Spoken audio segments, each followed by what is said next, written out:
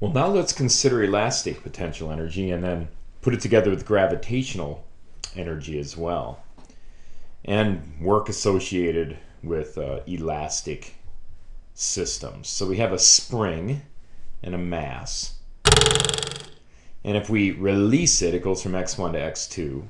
So the spring is shoving on the mass and pushing it from x1 to x2.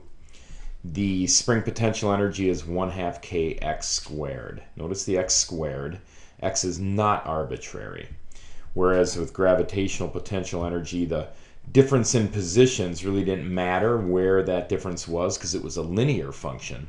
Now we have an exponential function, so the difference in positions between x1 and x2 matters a lot because of the x squared. Let's consider work done on the spring. Just for clarity, perspective here, we're usually worried about what the spring is doing, the spring force.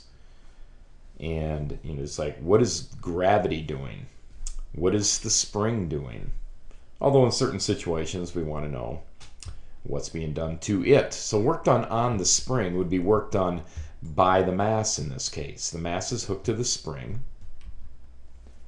The work done on the spring is the change in spring potential energy. If you think about it, if we have this mass and we push on it to the left, the change in potential energy, spring potential energy, is positive, just like the work was positive. So work done by the spring is we release the mass and it's sprung to the right. The spring did positive work on the mass, and in so doing, it lost potential energy contained in the more tightly coiled spring. As it released its energy, it pushed on the mass. So that's a negative change in potential energy. It lost spring potential energy. When the work on the spring is positive, US goes up. Work on spring. So again, the mass. With the mass, well, let's look at it here. So take this mass. The work on the spring is going to be positive when the mass pushes on the spring and pushes it in the direction of the force, moves it in the direction of the force on the spring. So both are to the left in that case. That makes the potential energy go up. Oh yeah, the spring compresses, the potential energy goes up. When the work done on the spring is negative, that'd be like, here's the mass. When it moved to the right, it was still pushing on the spring to the left, but it was moving to the right, and potential energy was going down, so US goes down. Keeping all this straight? Now how about the work done by the spring? When it's positive, work done by the spring is shoving on this block. And when it can actually move the block in the direction it's shoving on it, it's releasing its spring potential energy, so US goes down. And the opposite, when the spring, while the spring is pushing on it, say here in the second condition, spring pushing on the block, you push back on the spring, then the spring is doing negative work because the spring is pushing on it to the right, but the spring is being moved to the left, tightening up the coils, increasing the potential energy. Now let's bring elastic and gravitational energies together. We have work done by gravity. Now if we also have work done by spring and some other work being done to an object, that's equal to all the work, which is delta K.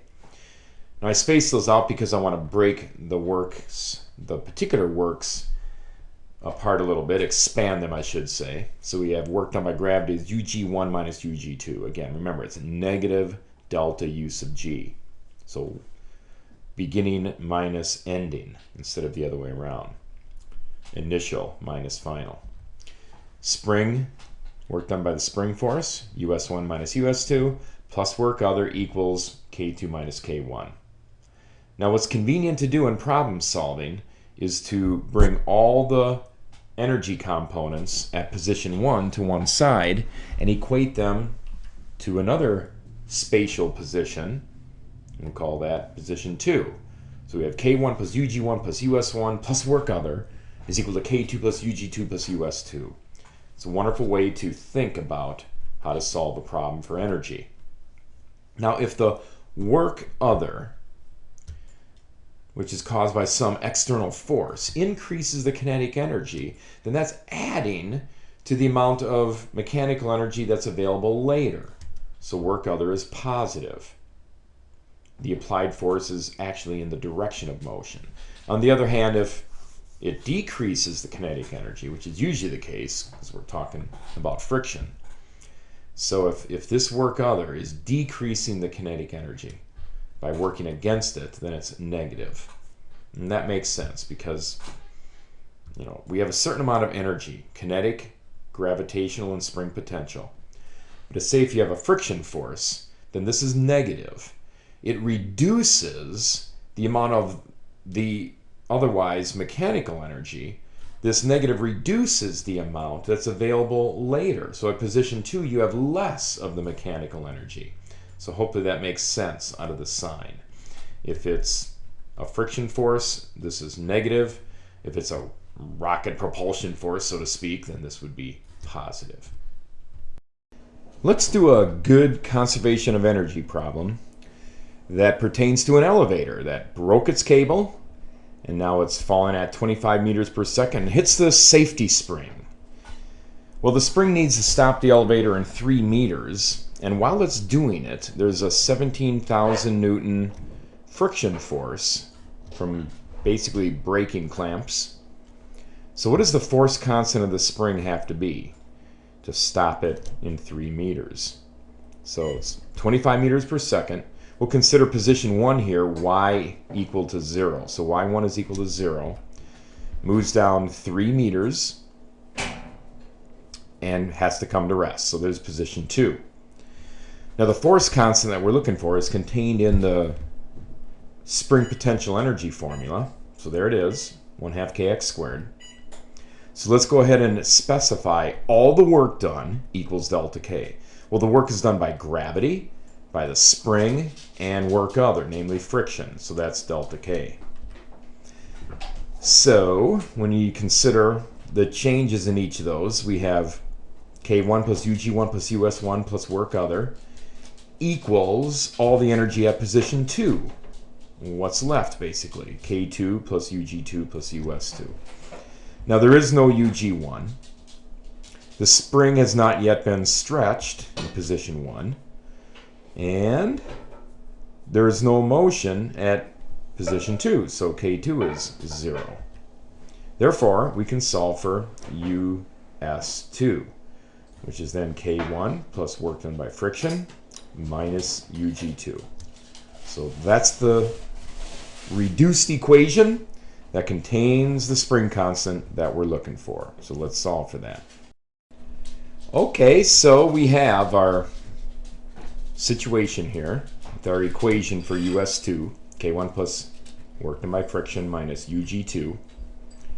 So let's go ahead and expand that, 1/2 KY squared, Y2 squared in particular, okay, because that's how much, this is how much the spring is compressed. So that's the spring potential energy.